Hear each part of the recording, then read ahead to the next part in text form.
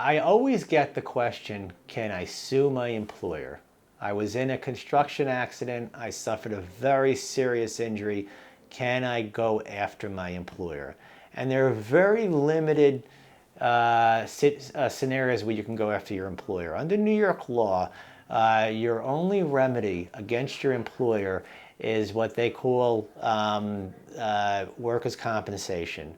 And that would be your claim against your employer. It would be for workers' compensation benefits. It's for economic loss. That would be lost wages and payment of medical expenses.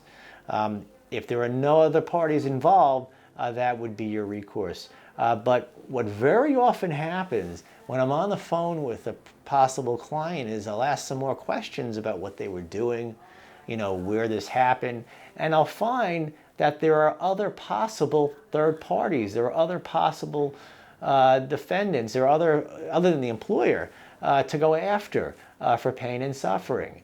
And I'll say, hey, you have Mr. Jones, you have a case against the owner of the property. They're not your employer, because of the nature of what happened.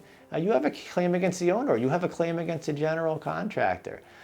So while you cannot sue your employer, it may be a good idea to talk to an attorney and just explain what happened, and you may be surprised.